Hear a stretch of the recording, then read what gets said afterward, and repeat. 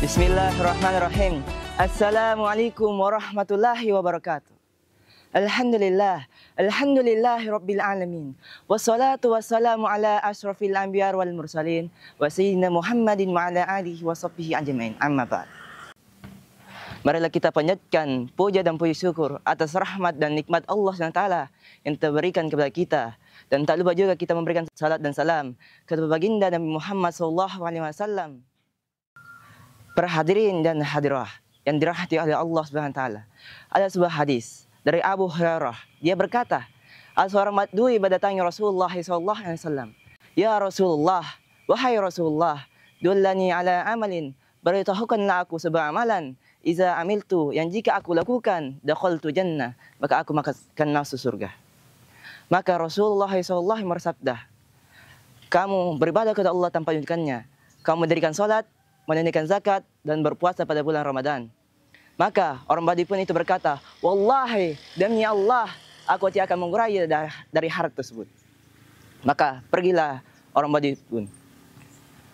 Dan Rasulullah SAW berkata kepada sahabatnya, ya ashabi, wahai sahabatku, jika kamu ingin melihat seorang ahli surga, maka lihatlah dia. Dari hadis tersebut, ada 4 amalan yang dapat kita lakukan. Amalan yang pertama, beribadah kepada Allah tanpa menyunjukkannya. Bukankah Allah telah berfirman dalam surah Al-Kahfi, wala yusrik bil ibadati rabbih ahada, dan janganlah dia menyekutukannya dalam beribadah kepada Tuhannya.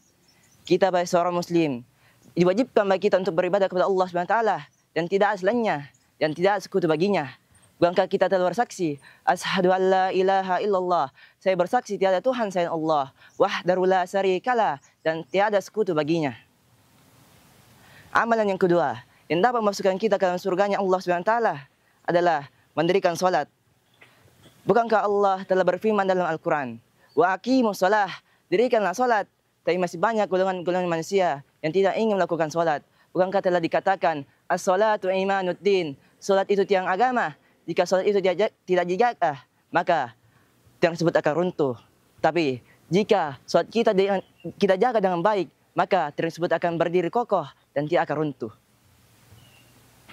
Amal yang ketiga yang dapat memasukkan kita ke dalam surganya Allah SWT adalah menunaikan zakat. Zakat secara bahasa yang artinya membersihkan, secara istilah yang artinya membersihkan sebagian harta kita yang kotor.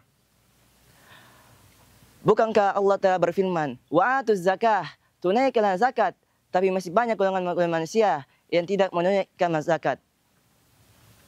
Kita sebagai seorang muslim diwajibkan bagi kita untuk menunaikan zakat agar membersihkan sebagian harta kita yang kotor.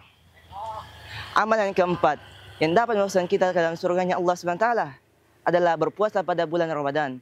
Pada bulan ini, pada bulan suci Ramadan ini, kita telah diwajibkan untuk berpuasa pada bulan Ramadan ini. Allah SWT berfirman, ya ayyuhallazina amanu, wahai orang-orang beriman, kutiba alaikumusiyam, diwajibkan bagi kalian untuk berpuasa, kama kutiba alal ladzina min qablikum, sebagaimana orang sebelummu melakukannya, la'allakum tattaqun, agar kalian bertakwa. Kita sebagai seorang muslim diwajibkan bagi kita untuk berpuasa pada bulan ini, la'allakum tattaqun, agar kita bertakwa.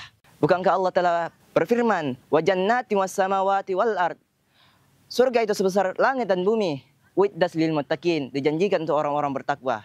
Maka kita sebagai seorang muslim, mari kita melakukan amalan-amalan yang diajarkan oleh Rasulullah SAW kepada kita, agar kita dapat mendapatkan ridhonya Allah SWT, sehingga kita masuk ke surganya. Mungkin cukup sekian dari saya.